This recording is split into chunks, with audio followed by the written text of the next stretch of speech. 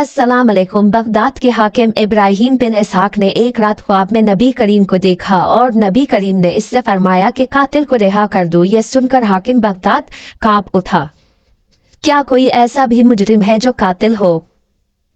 आज से 700 साल पहले बगदाद में एक बड़े पाई के आलिम रिहाइश पजीर थे। इनका नाम काजी अबू बकर बगदादी था। वो काजी होने के साथ साथ एक बुलंद पाया मुहद्दिस और मुकर्रर भी थे। दिन के वक्त वो अदालत में मुकदमात सुनते, जबकि रात को कुरान और हदीस के तालबा को तालीम देते। ये तलबा नहायत कसीर तादाद में थे, जिनके कयाम व ताम की जिम्मेदारियां काजी अबू बकर के कंधों पर थी। वो न सिर्फ इन तलबा को 2 वक्त का खाना मुहैया फराम करते, बल्कि इनकी रिहाइश का बंदोबस्त भी इनके जिम्मे था। एक दिन इनके शागिर्दों ने इनसे पूछा, हजरत आपकी तनख्वाह तो मामूली है, तो फिर ये इतने ढेर सारे अखराजात कहाँ से पूरे करते हैं? तलबा का सवाल सुनकर काजी मुस्कुराए, फिर कहा, ये एक राज है। इस राज पर से पर्दा तब तक नहीं उठ सकता जब तक मैं तुम्हें अपने माजी के चंद अजीब व गरीब वाकयात ना सुना दूं। इसलिए बेहतर है कि फिलहाल तुम इस राज को राज रहने दो। शागिर्द समझे कि शायद इस वक्त इनका कुछ बताने का इरादा नहीं, लिहाजा वो चुप हो गए। लेकिन थोड़े अरसे बाद शागिर्दों ने एक मर्तबा फिर अर्ज की, मोहतरम, आप नेक कामों में इस कदर खर्च करते हैं, आपकी आमदनी का भी कोई खास जरिया नहीं, फिर ये दरहम व दिनार आपके पास कहाँ से आते हैं? मोहतरम ने एक मर्तबा फिर इनको समझाया और अल्लाह ताला के वैबी खजानों की तरफ इशारा किया। लेकिन इस बार शागिर्द इस राज को जानने के लिए बेज़िद थे। शागिर्दों का इसरार देखते हुए उस्ताद ने बिलाखिर इनसे कहा, इस माल के साथ मेरी जवानी का एक निहायत अहम वाकया वाबस्ता है।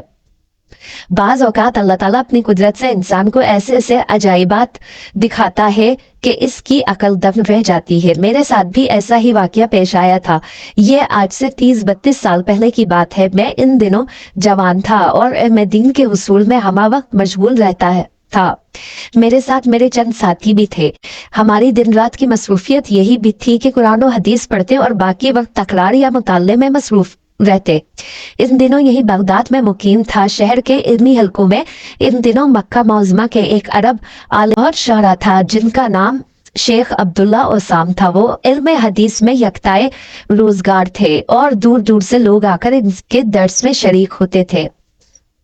मैंने अपने साथियों से कहा कि मैं मक्का जाकर शेख अब्दुल्ला अजाम की सोबत से फैज़याब होना चाहता हूँ। आप लोगों को अगर मंजूर हो तो मेरे साथ चलिए, वरना आप लोगों की मर्जी। मेरे तीनों साथी शायद कम हिम्मत थे, उन्होंने मेरे साथ इतनी दूर जाने से साफ इनकार कर दिया। चुनाचा मैंने रफ्ते सफर बांधा और तनहा मंजिलों पर मंजिलें मारता हुआ मक्का मौजमा पहुंचा। वहां मालूम हुआ शेख अब्दुल्ला फराइश और फिलहाल दर्स हदीस का सिलसिला मौकूफ है। ये सुनकर मुझे बहुत मायूसी हुई। ये जानकर कुछ सुकून महसूस हुआ कि मक्का में इन दिनों बहुत से जलीलुल कदर उलमा मौजूद हैं जो मस्जिदुल हराम में दर्स देते हैं। अगर शेख से इस्तिफादा नहीं हो सकता तो कम अज कम इन बुजुर्गों से इल्म हासिल करना मुमकिन था। चुनाचा मैं बगदाद वापस जाने के बजाय वहीं ठहर गया और हरम के इल्मी मजालिस से अपनी प्यास बुझाने लगा। इन दिनों मेरे साथ एक बदकिस्मती ये हुई कि मेरा राजदर्रा मुकम्मल खत्म हो गया, लेकिन मैंने इसकी कोई परवाह ना की। मेरे पास कुछ खजूरें और सत्तू मौजूद थे, थोड़ा सा जैतून का तेल भी मिल गया। मैंने इन्हीं चीजों को गनीमत जाना और रूखी सूखी खाकर इल्म में मशगूल रहने लगा। चंद ही दिनों बाद मेरा जखीरा खुराक खत्म हो गया। एक दिन ऐसा आया कि मेरे पास खाने को कुछ ला रहा और फाकू तक की नौबत आन पहुंची। इस हालत में ये सोचकर घर से निकला कि शायद बाहर से कोई चीज खाने के लिए मिल जाए, और अगर कुछ भी ना मिला तो हर जाकर अपने रब से मांगूंगा। मैं घर से निकलकर गली में आ गया। इत्तेफाक से मुझे सामने रेशम की थैली पड़ी मिली। दोपहर का वक्त था और हू का आलम था। गली बिल्कुल सुनसान थी और कोई शख्स भी आसपास नजर नहीं आ रहा था। मैंने वो थैली उठाई और घर ले आया। घर आकर थैली खोली तो इसमें सफेद रंग के खूबसूरत मोतियों वाला हार निकला। मैंने इससे उलट पुलट करके देखा। हार के मोती हर जाविये से इस कदर चमकते थे कि इनको देखकर आंखें दंग रह जाती हैं। मुझे ये समझने में जरा भी दुश्वारी ना हुई कि ये बहुत कीमती हार है। मैंने इसे थैली में डालकर बिस्तर के नीचे छुपा दिया। जोहर से असर तक का वक्त इसी तरह गुजरा। मैं ये सोचता रहा कि ये थैली गली में क्यों पड़ी थी और इतना बेशकीमत हार किसका हो सकता है। इसी दौरान असर की अजान बुलंद हुई और मैं नमाज की अदायगी के लिए हरम शरीफ चला गया। असर की नमाज पढ़कर आया और दोबारा ये सोचने लगा कि या अल्लाह, खबर नहीं इस हार का मालिक कौन है और मैं अब इसे वापस कैसे पहुंचाऊंगा। इसी दौरान गली में शोर और शराबा हुआ। میں نے دروازے سے باہر جھانکا تو دیکھا ایک اونٹ پر کوئی بوڑھا آدمی سوار ہے. اونٹ کے آگے چل آدمی دف بجاتے چلے جا رہے ہیں اور بوڑھا تھوڑی تھوڑی دیر بعد اعلان کرتا ہے کہ مکہ بالو میری ایک تھیلی گم ہو گئی ہے, اس میں ایک ہار تھا, وہ ہمارا خاندانی میراث ہے, تم سب اللہ کی ہمسائے اور قابل تعریف لوگ ہو, جس کو وہ تھیلی ملے برائے مہربانی مجھے واپس کر دے, میں تھیلی واپس کرنے والے کو 500 دینار انعام دوں گا, خدا تم پر رحم کرے مکہ والو. یہ کہہ کر وہ اپنے دائیں ہاتھ کو ہوا میں لہراتا جس میں ایک پھٹے پرانے کپڑے میں دینار واضح نظر آ رہے تھے. میں یہ اعلان سن کر حیران رہ گیا, دل میں سوچے شاید یہ بوڑھا اس تھیلی کا حقیقی مالک ہے, مجھے ضرور یہ ہارس تک پہنچانا چاہیے. میں ابھی اسی شنشو پنچ میں تھا کہ اعلان کرنے والا اور اس کے ساتھی میرے گھر کے سامنے سے گزرنے لگے. میں لپک کر باہر نکلا اور اونٹ کی لگام تھام کر, بڑے میاں ذرا میری بات سنیے کہو. نوجوان بوڑھے آدمی نے جھک کر کہا, کیا بات ہے, آپ ذرا نیچے اتر کر میرے گھر آئیے. میں نے کہا, آپ کی تھیلی میرے پاس ہے. بوڑھا جلدی سے نیچے اتر آیا, میں نے اسے بٹھایا, بستر کے نیچے سے ریشمی تھیلی نکال کر اسے دی اور پوچھا, کیا یہی وہ تھیلی ہے جس کی آپ کو تلاش ہے؟ بوڑھے نے میرے ہاتھ سے تھیلی چپٹی اور تیزی سے اس کو کھولا, اس میں وہ ہار جو کا تو موجود تھا. بوڑھے نے ہار نکال کر اسے چوما اور پھر مجھ سے مخاطب ہو کر کہنے لگا, نوجوان, یہ ہار سفر کے دوران مجھ سے کہیں کھو گیا تھا, میں اس کی وجہ سے سخت پریشان تھا, خدا تمہیں جزائے خیر دے, تم بہت دیانتدار ہو, لو اپنا انعام سنبھال لو. یہ کہہ کر اس نے دینار میرے آگے کر دیا. میں نے کہا, بڑے میاں, یہ ہار مجھے گلی میں پڑا ملا تھا, میں اسے اندر اٹھا لایا, یہ میرے پاس آپ کی امانت تھا, میرا تو یہ فرض بنتا تھا میں اسے آپ کو واپس کر دوں. مجھے انعام کی ضرورت نہیں, میں اپنی نیکی فروخت نہیں کرنا چاہتا. میری بات کا بوڑھے پر کوئی اثر نہ ہوا, وہ بدستور اس پر بضد رہا کہ میں دینار قبول کر لوں. اس نے بہت اصرار کیا لیکن ادھر میں بھی اپنی بات پر جمع رہا. آخر وہ بوڑھا نہ مانا اور دینار میرے پاس چھوڑ کر چلا گیا. میرے پاس کچھ نہ تھا, میں بھوکا بھی تھا, لہٰذا میں نے چاروں ناچارے ان دینار سے اپنی رضا کا بندوبست کیا اور مکان کے مالک کو کرایہ بھی ادا کیا. اسی دوران شیخ عبداللہ اعظم نے حرم شریف میں دوبارہ درس و حدیث کا سلسلہ شروع کر دیا. میں نے موقع غنیمت جانا اور شیخ کی خدمت میں حاضر ہونے لگا. میں کافی عرصے تک تحصیل علم میں مشغول رہا اور اسی دوران مالی ضرورتوں کے لیے وہی دینار میری کفالت کرتے رہے. آخرکار وہ دن بھی آ گیا جب میں نے جو کچھ سیکھنا تھا وہ سیکھ لیا اور واپس بغداد جانے کے لیے جدہ کی بندرگاہ پر پہنچا. وہاں میں نے بحری سفر شروع کیا. کشتی کا ملا اناڑی تھا. ہم سب اتنا ڈرے سہمے بیٹھے تھے کہ کوئی کسی سے بات نہ کرتا. تھوڑی ہی دیر بعد اندھیرا چھا گیا اور بارش ہونے لگی. ملا موسم کی شدت پر لعنت کرنے لگا. اسی دوران کشتی کھلے لینے لگی اور آخرکار ٹوٹ گئی. اسی وقت ہم جس مصیبت سے دو چار تھے اس کا اندازہ لگانا خاصا مشکل ہے. آسمان پر بجلی کڑک رہی تھی اور نیچے سمندر کی طوفانی لہروں کا شور, اور ایسے میں خوفزدہ مسافروں کی چیخ و پکار جاری تھی.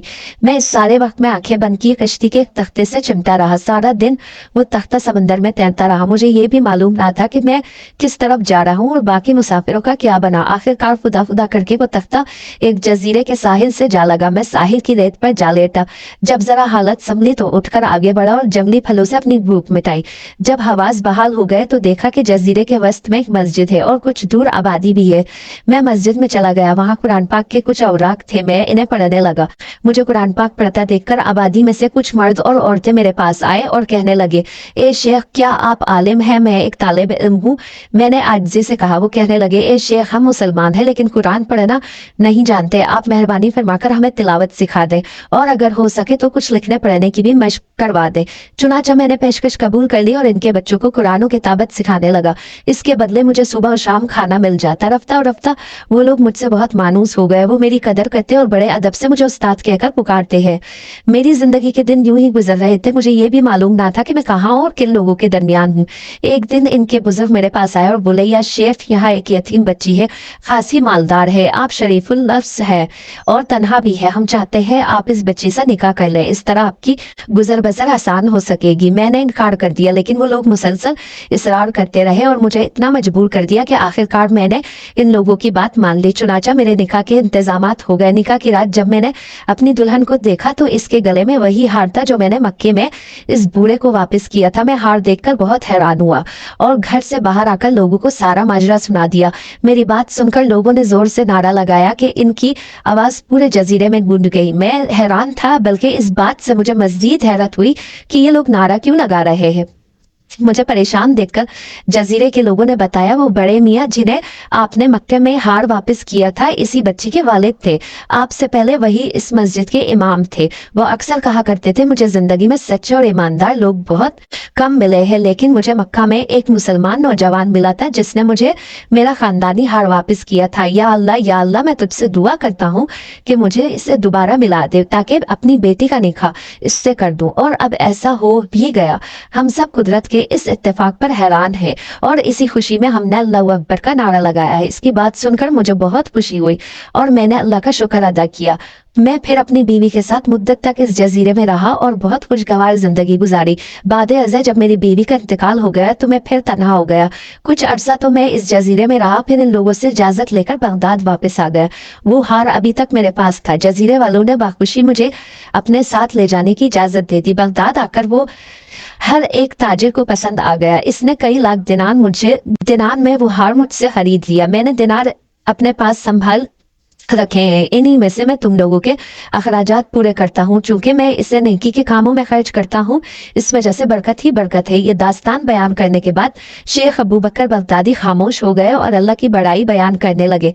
शागिर्द भी ये जानकर मुतमईन हो गए कि इनके उस्ताद को रब कायनात की तरफ से दौलत अता हुई है। बगदाद के हाकिम इब्राहिम बिन इसहाक ने एक रात ख्वाब में हुजूर अकरम सल्लल्लाहु अलैहि वसल्लम को देखा और हुजूर ने इससे फरमाया कि कातिल को रिहा कर दो। ये सुनकर हाकिम बगदाद कांपता हुआ उठा और मातहत अमले से पूछा कि क्या कोई ऐसा मुजरिम भी है जो कातिल हो। उन्होंने बताया कि हाँ, एक ऐसा शख्स भी है जिस पर इल्जाम कत्ल है। हाकिम बगदाद ने कहा कि इसे मेरे सामने लाओ। चुनाचे इसे लाया गया तो हाकिम बगदाद ने पूछा कि सच सच बताओ वाकया क्या है। इसने कहा सच कहूंगा, झूठ हरगिज ना बोलूंगा। बात यह हुई कि हम चंद आदमी मिलकर अयाशी व बदमाशी किया करते थे। एक बुरी औरत को हमने रखा था जो हर रात किसी बहाने से कोई ना कोई औरत ले आती थी। एक रात वो एक ऐसी औरत को लाई जिसने मेरी दुनिया में इनकलाब बर्पा कर दिया। बात यह हुई कि जब वो औरत मेरे सामने आई, चीख मारकर बेहोश होकर गिर गई। मैंने इसे उठाकर एक दूसरे कमरे में लाकर होश में लाने की कोशिश की और जब वो होश में आ गई तो इससे चीखने और बेहोश होने की वजह पूछी। वो बोली, ए नौजवान, मेरे हक में अल्लाह से डर। फिर कहती हूँ अल्लाह से डर। ये बुढ़िया बहाने ही बहाने से मुझे इस जगह पर ले आई है। देख, मैं एक शरीफ औरत हूँ और सैयदा हूँ। मेरे नाना रसूल अल्लाह सल्लल्लाहु अलैहि वसल्लम और मेरी माँ फातिमा ज़हरा है। खबरदार इस नस्बत का लिहाज रखना और मेरी तरफ बदनिगाही से ना देखना। मैंने जब इस पाक औरत से जो सैयदा थी ये बात सुनी तो लरज़ गया और अपने दोस्तों के पास आकर इन्हें हकीकत हाल से आगाह किया और कहा कि अगर अकाबत की खैर चाहते हो तो इस खातून की बेअदबी ना होने पाए। दोस्तों ने मेरी इस बात से समझा कि शायद मैं इनको हटाकर खुद में अर्तकाब गुनाह करना चाहता हूँ और इनसे धोखा कर रहा हूँ। इस ख्याल से वो मुझसे लड़ने पर आमादा हो गए। मैंने कहा, मैं तुम लोगों को किसी सूरत इस गुनाह की इजाजत ना दूंगा। लड़ूंगा, मर जाऊंगा, मगर इस सैयदा की तरफ बदनिगाही मंजूर ना करूंगा। चुनाचा वो मुझ पर झपट पड़े। मुझे इनके हमले से एक जख्म ही आ गया। इसी असना में एक शख्स जो इस सैयदा के कमरे की तरफ जाना चाहता था, मेरे रोकने पर मुझ पर हमला आवर हुआ तो मैंने इस पर छुरी से हमला कर दिया और इसे मार डाला। मैं सैयदा को अपनी हिफाजत में लेकर बाहर निकला तो शोर मच गया। छुरी मेरे हाथ में थी, मैं पकड़ा गया और आज ये बयान दे रहा हूँ। हाकिम बगदाद ने कहा कि जाओ, तुम्हें नबी करीम के हुक्म से रिहा किया जाता है। नबी करीम अपनी उम्मत के हर नेक बद आदमी और हर नेक बद अमल को जानते हैं और देखते हैं। और ये भी मालूम हुआ कि हुजूर की नस्बत के लिहाज अदब से आदमी का अंजाम अच्छा हो जाता है। लिहाजा हर इस चीज का दिल में अदब व एहतराम रखना चाहिए जिसका हुजूर से ताल्लुक हो। अल्लाह पाक हमारा खात्मा ईमान पर करे। आमीन।